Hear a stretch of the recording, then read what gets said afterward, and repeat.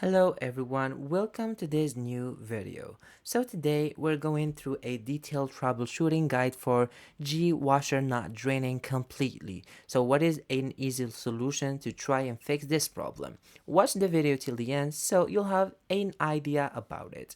First of all, what you can do, you can go and just check the drain hose. So inspect the drain hose for kinks, bend or blockage. Just go and unplug the washer, check and clean the hose, and then you can ensure that a proper reattachment has been made.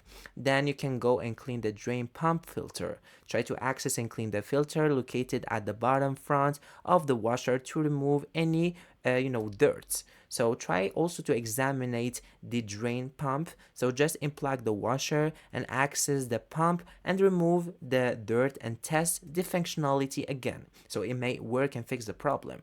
Also, you can verify the lid switch, which is the top load-in. You can test the lid switch for proper functioning, or you can replace it if it's not clicking and the sound is not heard. So it is very easy. Just unplug the washer and try to find the switch and test it.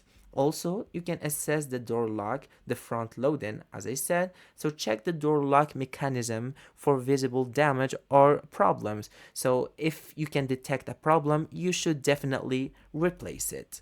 Next, you can ensure a proper load balance. So redistribute the clothes to a balance and the load. Try to remove the excess items if it overload. So pause the washer, rearrange the load, and then try to restart the cycle after you remove the extra weight.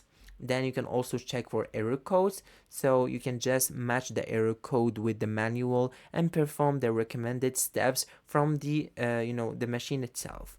Or you can of course just consult a professional technician. If the issue persists after all these steps, you need to contact someone who is an expert in these problems. Reach to the GE supports or schedule a professional service for further assistance.